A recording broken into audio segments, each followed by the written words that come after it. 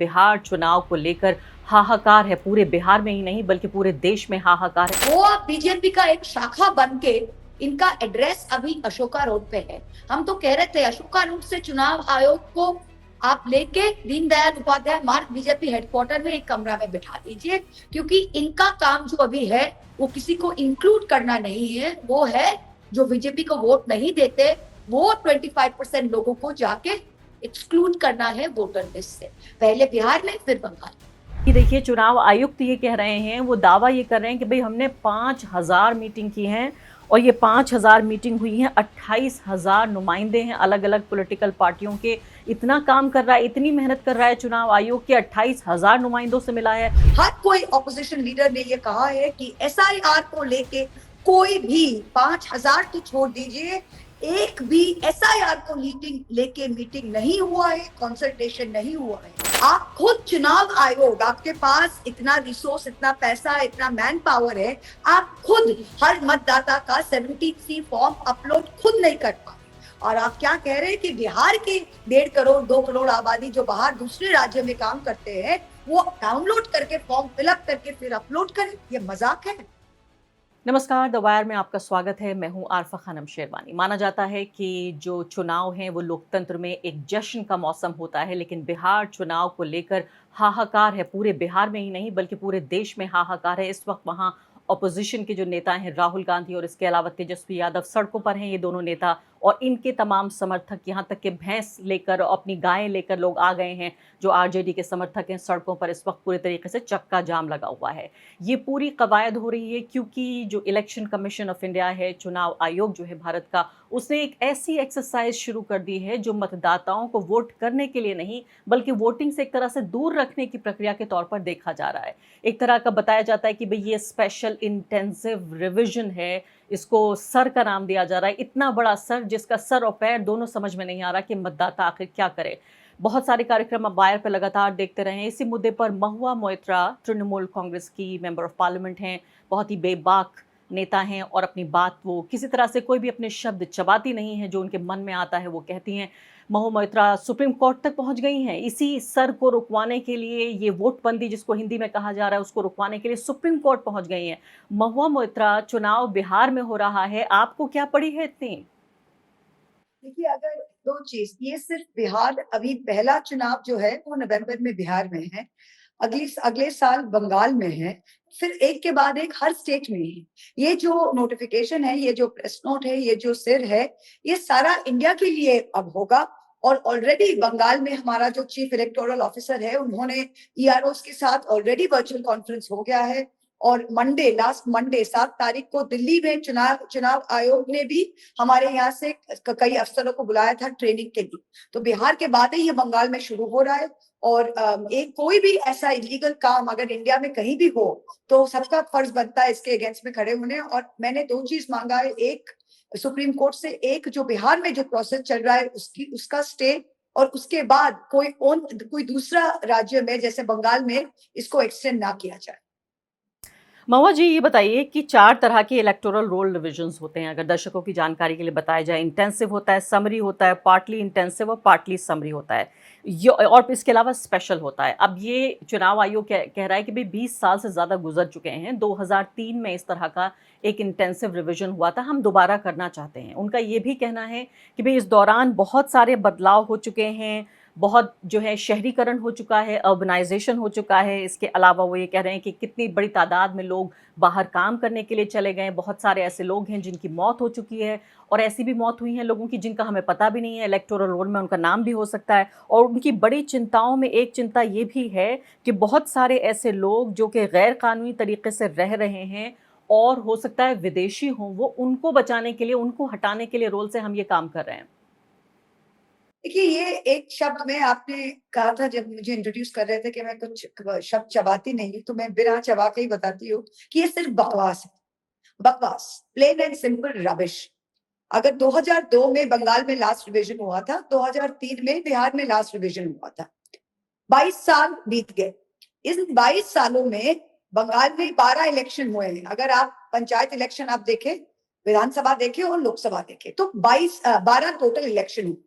जो 2003 से 1987 87 में जिसका जन्म हुआ था, 2004 में वो वोटर रोल में आ गया। तो 2004 से लेकर अब 2026 तक वो 22 सालों से वोट दे रहा है, 12 इलेक्शन में वोट दे चुका है।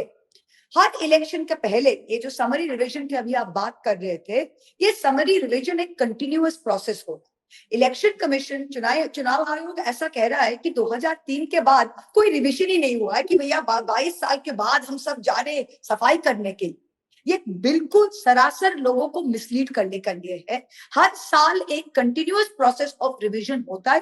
किसी का शादी होकर अगर वो दूसरे गांव में चले जाता है तो उनका वो शिफ्टिंग का फॉर्म होता है। जो 18 साल के लोग, जो नया 18 साल का होता है, नया वोटर होते हैं, फॉर्म 6 के मुताबिक वो अपने आप को वोटर लिस्ट में नामकरण कर सकते हैं। फॉर्म 7 अगर कुछ डिलीशन करना हो, किसी की डेथ हो गई हो, तो फॉर्म 7 से उनका डिलीशन हो रहा है। ये एक कंटिन्यूअस प्रोसेस है जो कि 22 साल से चल रहा है। तो ऐसा नहीं है कि 22 साल से कोई चेंजेस नहीं हुए हैं और अभी आपको जाके लाखों करोड़ों को एक साथ निकालना है। ये सिर्फ बकवास है। और जो 12 इलेक्शन में अपना आधार कार्ड और ईसीआई का वोटर कार्ड दिखा के वोट दिया है, आज वही शख्स, वही आदमी, वही औरत वो जाके वो 2 डॉक्यूमेंट वैलिड नहीं है, उनको अब खुद का, अपने पापा मम्मी का, एक का या तो दोनों का जन्म का सर्टिफिकेट दिखा के, जो किसी के पास है भी नहीं, वो दिखा के उनको फिर नया मतदाता बनना है। ये तो एक मजाक है। इसका एक ही और सिर्फ एक ही मकसद है कि बिहार का 8 करोड़ जनता में से 2-2.5 करोड़ लोग कैसे वोट ना दे। चुनाव आयोग का काम क्या है कि भारत सबसे बड़ा लोकतंत्र है, इनके सारे लोग कैसे सही तरह से वोट डाल सके, ये उनका काम। वो अब बीजेपी का एक शाखा बन के, इनका एड्रेस अभी अशोका रोड पे है। हम तो कह रहे थे अशोका रोड से चुनाव आयोग को आप लेके दीनदयाल उपाध्याय मार्ग बीजेपी हेडक्वार्टर में एक कमरा में बिठा दीजिए, क्योंकि इनका काम जो अभी है वो किसी को इंक्लूड करना नहीं है, वो है जो बीजेपी को वोट नहीं देते वो 25% लोगों को जाके एक्सक्लूड करना है वोटर लिस्ट से, पहले बिहार में फिर बंगाल। बहुत बड़ी बात है, बहुत बड़ा आरोप लगा रही हैं कि भाजपा की एक शाखा के तौर पर भारत का चुनाव आयोग काम कर रहा है। एक ऐसा चुनाव आयोग जिसकी पूरी दुनिया में ख्याति है कि इतना बड़ा चुनाव जो भारत में होता है उसको करा पाता है। और अभी देखिए चुनाव आयुक्त ये कह रहे हैं, वो दावा ये कर रहे हैं कि भाई हमने 5000 मीटिंग की हैं और ये 5000 मीटिंग हुई हैं, 28,000 नुमाइंदे हैं अलग अलग पॉलिटिकल पार्टियों के। इतना काम कर रहा है, इतनी मेहनत कर रहा है चुनाव आयोग के 28,000 नुमाइंदों से मिला है, उसमें तमाम पॉलिटिकल पार्टियां हैं। और वो ये भी कह रहे हैं कि कोई भी पॉलिटिकल पार्टी ऐसी नहीं है जो अभी की जो ये लिस्ट बनी हुई है चुनाव की जो रोल है उससे संतुष्ट हो। अच्छा, ये सरासर फिर झूठ है। ये कोई आरोप नहीं है, मैं फैक्ट्स कह रही हूँ।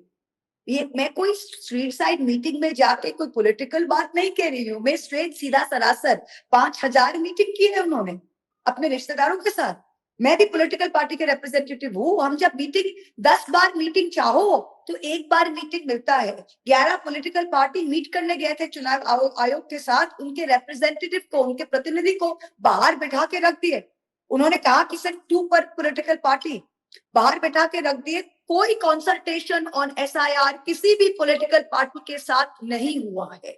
ये मैं दावा के साथ, मेरा चीफ मिनिस्टर, मेरी पार्टी लीडर ममता बनर्जी भी कही है, हर कोई ऑपोजिशन लीडर ने ये कहा है कि एसआईआर को लेके कोई भी 5000 तो छोड़ दीजिए, एक भी एसआईआर को लेके मीटिंग नहीं हुआ है, कंसल्टेशन नहीं हुआ है। जब ये अनाउंस हो रहा था, इतना बड़ा कुछ अनाउंस हो रहा है, कोई प्रेस कॉन्फ्रेंस के द्वारा ये अनाउंस नहीं हुआ था, सिंपल एक प्रेस नोट डाल दिया था, ये अनाउंस हुआ था। कोई भी कंसल्टेशन नहीं हुआ है। तो आप कहना क्या चाह रहे हैं कि पिछले 22 सालों में 2003 से अब जितने भी चुनाव हुए हैं वो फर्जी है, जितने भी इलेक्शन के रोल्स है वो फर्जी है।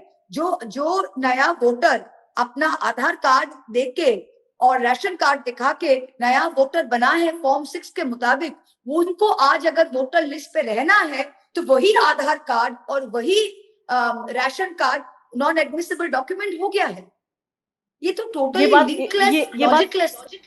पूरी बात आपकी जायज है कि बाकी जो चुनाव हुए, जिन 10 चुनावों का आपने पूरी फहरिस्त बनाई, आखिर वो चुनाव, वो सरकारें सब रिजाइन कीजिए जब वो नाजायज है। जब वो डॉक्यूमेंट जिनकी बेसिस पर वहां जाके वोट किया मतदाता ने, तो उन सबको बर्खास्त कीजिए। इसका मतलब तो जो नीतीश कुमार की सरकार अभी तक चल रही थी वो भी नाजायज है। प्रधानमंत्री को हटाना चाहिए। बिल्कुल सही, बड़ी बात है आप जो कह रही हैं। फिलहाल अब मुझे ये बताइए कि एक आरोप ये है कि भई ये तमाम जो कवायद करने की कोशिश हो रही है वो ये कि इसमें शब्द का भी इस्तेमाल किया जाता है कि प्यूरिफिकेशन जो शुद्धता है वो लाने की कोशिश हो रही है चुनाव में, जो कि इलेक्शन कमीशन का ये काम है, हमेशा होता रहा है। ख़ासकर इस वजह से कि कुछ विदेशी जो नागरिक हैं वो घुस आए हैं और वो वोट डालना चाहते हैं। विपक्षी पार्टियाँ उनके लिए एक सॉफ्ट कॉर्नर रखती हैं। आपकी पार्टी का भी इसमें नाम लिया जाता है कि भई देखिए बांग्लादेशी जो घुसपैठी हैं वो आ जाते हैं और वो आइडेंटिटी कार्ड लेकर झूठे बनवा लेते हैं और फिर वोट डालते हैं, और आपकी पार्टी भी उन पर सॉफ्ट रहती है क्योंकि ज़्यादातर लोग आपके लिए वोट डालते हैं। ये जो प्यूरिफिकेशन शब्द है ना, ये भी एक आरएसएस बीजेपी का शब्द है। ये चुनाव आयोग का शब्द नहीं है। अगर आप देखें तो इनका जो हिंदुत्व जो है ना, कहीं मुसलमान अगर कहीं जाते हैं तो उसके बाद वो गंगा जल देके उसको धोते हैं। ये प्यूरिफिकेशन जो शब्द है ये इंडियन सोसाइटी में नहीं है, ये बीजेपी आरएसएस से आया हुआ है। ये जो नफरत का ये शब्द है, प्यूरिफिकेशन भी एक नफरत का शब्द है, ये कोई अच्छा शब्द नहीं है। और ये चुनाव आयोग का doesn't feature in the dictionary of the election commission. Your job is not to do a purification with Ganga jal. और हर साल जो समरी रिवीजन हो रहा है वो क्या प्यूरिफिकेशन नहीं था? जो डिलीशंस हो रहे कंटिन्यूअस, किसी का डेथ होता है वो हटाया जाता है। जो कंटिन्यूअस कोई आता है वो तो फॉर्म 6 दे के ही आता है। तो आप क्या कहना चाह रहे हैं? आपके जो इतने सारे ईआरओस अभी तक है इंडिया में, जितने सारे हर ब्लॉक में ईआरओस है, वो पिछले 22 साल में कोई भी काम नहीं किया है। जितने भी लोगों का डिलीशन हुआ है, एडिशन हुआ है, वो सब नाजायज है। आप क्या कहना चाह रहे हैं? और इलीगल कौन भैया? 11 लाख लोग इंडिया से बाहर भाग रहे हैं। कौन इंडिया आना चाहता है? आप क्या दिखा रहे हैं कि इंडिया में सब कोई आना चाहता है? कोई आना नहीं चाहता है। आपके अंडर में लोग यहाँ से भाग रहे हैं। 11 lakh tax paying Indians have gone to other countries. ये आप कभी सोचे हैं? हमारी जो एक हमारे वोटर थे, और इलीगल माइग्रेंट्स अगर आप है तो आप इलीगल माइग्रेंट्स, आप अभी बंगालियों को जिसको भी आप मिले, आप सॉफ्ट टारगेट बोल के वैलिड डॉक्यूमेंटेशन है, आप कह रहे हैं इलीगल माइग्रेंट्स है। बीएसएफ आपका है, बॉर्डर सिक्योरिटी आपका है, बॉर्डर का फेंसिंग आपका कंट्रोल में है, सेंट्रल पुलिस आपका कंट्रोल में है, मिनिस्ट्री ऑफ होम अफेयर्स में। तो ये ऑपोजिशन पार्टीज का प्रॉब्लम कैसे बन गया? नहीं, लेकिन उसके बावजूद भी लोग घुस आते हैं। अभी पिछले 3 दिन पहले की बात है, बड़ी तादाद में बांग्लादेशियों को हथकड़ियाँ लगाकर और उनको डिपोर्ट किया गया, पूरे के पूरे परिवारों को डिपोर्ट किया गया और उसका एक पूरा पब्लिक तमाशा भी बनाकर पेश किया गया कि यही नया भारत है। जैसे चुनाव आयुक्त कहते हैं कि ये नया चुनाव आयोग है, ऐसे ये नया भारत है। जब कनाडा से, जब अमेरिका से हथकड़ी पहना के प्लेन में घसीट घसीट के भारतीयों को लेके आते हैं इंडिया में, तब आप चुप रहते हैं? तब तो आप चुप रहते हैं, कुछ बोल नहीं सकते। जब तब इंडियंस को ऐसा घटके घसीट के डाले, आप एक ही चीज कर रहे हैं, आप क्या चाहते हो? और यहाँ पे बांग्लादेशी आजकल आप देखिएगा, लास्ट 3 महीनों में जो भी बीजेपी वाले जो स्टेट्स है, जैसे राजस्थान, जैसे महाराष्ट्र और खासकर की उड़ीसा में, जो भी बंगाली भाषा बोल रहा है उसी को बांग्लादेशी कहकर इलीगली उनको डिटेंशन कर रहा है। और महाराष्ट्र से 7 लोगों को जो इंडिया बंगाल के थे, उनके पास आधार एपिक के बावजूद उन लोगों को इलीगली बांग्लादेश भेजा गया और ममता बनर्जी और वेस्ट बंगाल गवर्नमेंट उनको वापस ले आए। सो दिस इज जस्ट, ये जो आप कहते हैं हिंदी में हवा क्रिएट करना है, इनके पास एक ही है, एक ही चीज है, वो ये हिंदू मुस्लिम करना।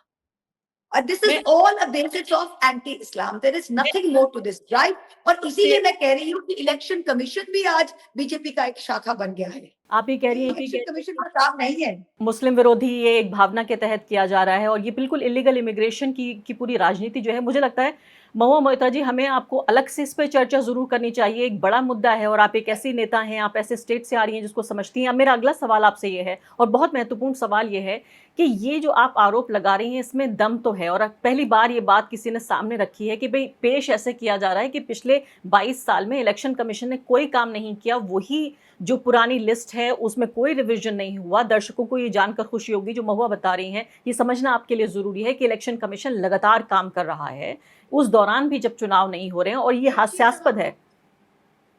जी एक चीज आपको बता दें, अब अरफा, बिहार, सिर्फ आप बिहार को देखिए। बिहार में लास्ट समरी रिवीजन जनवरी 2025 में लिस्ट बना।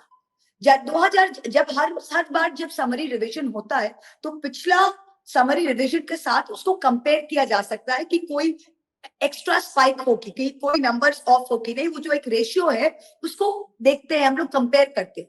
जो बिहार का जो जनवरी 5 महीना पहले जनवरी 2025 का जो लेटेस्ट समरी रिवीजन था, जो लास्ट ईयर का जून से नवंबर तक हुआ है, उसमें देखा जा रहा है कि 1.91 लाख मतलब करीबन 2 लाख लोगों को उनका रेजिडेंट शिफ्ट हुआ है, जो शादी करके यहाँ से वहां जाते हैं, जो किसी को नौकरी से इधर से उधर दूसरा शहर जा रहे हैं, वो एकदम पिछला रिविजन के साथ ट्रेंड लाइन में है।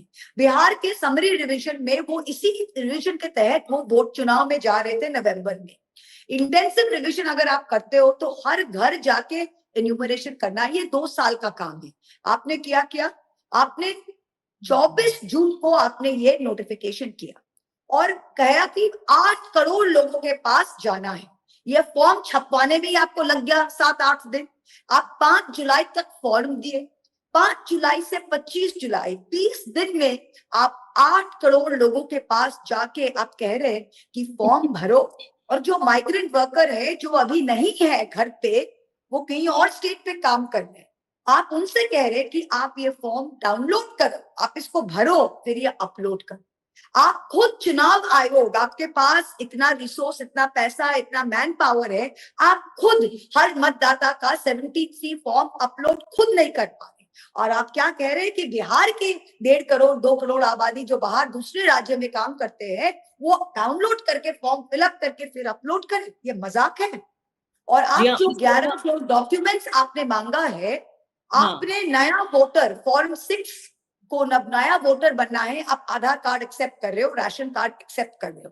और जो नया वोटर बन गया है उनको अभी अगर रहना है तो आप कह रहे हो कि 11 डॉक्यूमेंट में से आधार नॉट एक्सेप्टेबल, खुद का एपिक कार्ड नॉट एक्सेप्टेबल। नहीं है, बिल्कुल। और इसके अलावा आपको ये भी बताना चाहती हूँ कि सिर्फ एक दिन पहले का डेटा है, खुद इलेक्शन कमीशन ने दिया है कि सिर्फ 22% लोगों के फॉर्म्स उन तक पहुंचे हैं और उनमें सिर्फ 7.5% लोगों के फॉर्म्स को अपलोड कर पाया है इंटरनेट पे इलेक्शन कमीशन। और आप ये सोचिए कि अब सिर्फ 15-16 दिन बाकी हैं। लेकिन महुआ, ये क्या ये गारंटी भी गलत है, ये भी सॉरी अनफा, सॉरी मैं बहुत इंटरप्ट कर रही हूँ, मुझे माफ करो, पर ये जो 22% है ये भी गलत है, क्योंकि 22% जो है ये चुनाव आयोग और सीईसी नंबर बढ़ाने के लिए दे रहा है। ये 22% को अभी कहा जा रहा है कि आप सिर्फ साइन करो और फॉर्म दो, डॉक्यूमेंट्स बाद में देंगे।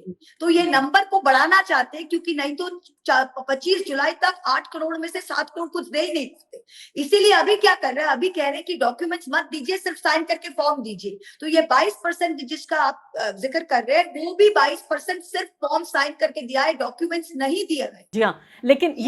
लेकिन आप जो दावा कर रही हैं, इसमें ये क्या गारंटी है कि जो वोटर इनएलिजिबल होगा, जो अवैध होगा वोटर, वो सिर्फ विपक्षी पार्टियों का वोटर होगा? वो तो बीजेपी का वोटर भी तो हो सकता है, तो उसमें वो अपने वोटर को भी तो नुकसान पहुंचाएंगे। अगर आप ये कह रही हैं कि इन दोनों के बीच मिली भगत है, ये तो बीजेपी का वोटर भी तो हो सकता है उसमें। एग्जैक्टली आपने एक बार आप सोच लीजिए, बीजेपी का वोटर होगा पर वो अपना डिस्क्रेशन रख रहे हैं। अभी देखिए बिहार में फॉर एग्जाम्पल ये क्या करते हैं, बीजेपी का जो वोटर होता है वो एरिया वाइज होता है। अगर आप देखते हैं तो चंक वोटिंग होता है ना, तो अगर आप देखते हैं बिहार में जो है वो क्या कह रहे हैं, इसमें कौन से लोगों को सबसे ज्यादा, ये एजुकेटेड लोग जो है, middle class upper middle class है, उनको ज्यादा फर्क नहीं पड़ेगा। किसको फर्क पड़ेगा? जो माइग्रेंट वर्कर्स है, जो माइग्रेंट वर्कर्स है, जो मुस्लिम्स है, जो बैकवर्ड कास्ट है, और ये ट्रेडिशनली ये बीजेपी के वोटर्स नहीं है। और अगर आप सब फॉर्म्स ले और आप फिर ईआरओ के ऊपर डिपेंडेंट है कि वो किसको रखे और किसको डिलीट करे और किसको हरास करे, एंड और दिया हुआ है, किससे आप एंड मतलब 2 फॉर्म चाहिए, 2 डॉक्यूमेंट्स चाहिए, और मतलब 1 चाहिए। अब एंड और स्लैश दिया हुआ है, कोई एक डॉक्यूमेंट लेके क्या ईआरओ बोल रहा है अरे आप मुसलमान हो, आप पिछड़े जाते क्यों, आपको 2 डॉक्यूमेंट्स देना पड़ेगा। वो कहां जाके अपील करे? और इसमें अपील का टाइम भी नहीं दिया हुआ है। आज का जो समरी रिवीजन है, अगर आप फॉर्म 7 डिलीशन होता है फॉर्म 7 के मुताबिक, तो आपको एक अपील प्रोसेस, एक हियरिंग प्रोसेस में है। ये जो नया है, अगर आप नहीं दे पाए डॉक्यूमेंट्स तो आपको डिलीट कर दिया जाएगा और आपके पास ये आपका कोई हियरिंग अपील प्रोसेस भी नहीं है। जी हाँ। और इसके अलावा गंभीर सवाल तो ये भी उठ रहा है महुआ मोइत्रा जी कि उन लोगों का होगा क्या जो मान लेते हैं चलिए वोट तो नहीं दे पाए, लेकिन उसके बाद उनकी नागरिकता संदिग्ध है और कहा यह जा रहा है कि फिर उनको रिपोर्ट किया जाएगा अथॉरिटीज को, और क्या उनको देश निकाला दिया जाएगा? क्या इतने गंभीर परिणाम होंगे? ये एनआरसी, सीए सब मिला के एक साथ हमारे सामने आ गया है। सही बात है, ये एक बैकडोर एनआरसी है। ममता बनर्जी, अभिषेक बनर्जी ने ये साफ-साफ कहा, ये बैकडोर एनआरसी है। उसमें लिखा हुआ है NRC document where applicable. NRC तो सिर्फ असम में हुआ है। कौन सा स्टेट में एनआरसी हुआ है? जो आप लिख रहे हैं कि 11 डॉक्यूमेंट में से Aadhaar not acceptable, EPIC not acceptable, ration card no acceptable, जो 90% आबादी के पास है वो नहीं एक्सेप्ट कर रहे, और एनआरसी आपने 11 में से 1 में लिख दिया। अब आपको कोर्ट से क्या उम्मीद है? आखिरी सवाल कि क्या उम्मीद है आपको, क्या सुप्रीम कोर्ट वाकई इस पे रोक लगा पाएगा? देखिए, हम सुप्रीम कोर्ट देश का सर्वोच्च न्यायालय है, उनके ऊपर आशा तो हम as an Indian citizen I will never lose hope. तो उनके पास तो हम जाएंगे। मामला जो है, केस जो है वो अभी दाखिल हुआ है और एक्सेप्ट हुआ है और नोटिस भी इशू हुआ है और थर्सडे को हियरिंग है। तो we will hope for the best, but we can never lose hope. जैसे वक्फ का मामला था, लोगों ने कहा था कि कुछ नहीं होगा कोर्ट में, हम गए कोर्ट में और स्टे मिला। सो वी आर, अगर हम दिखा पाएंगे ये कितना नाजायज है और इसमें कितना केओस होगा और कितने सारे 25% आबादी ये दे ही नहीं पाएगा और अपना मतदाता का जो ये अधिकार है वो उनसे छीना जाएगा by the BJP and by their armed election commission. I am sure we will get relief, but we can only hope and we can only go to the supreme court. अगर हम वो भी ना करें तो हम क्या करें? बिल्कुल।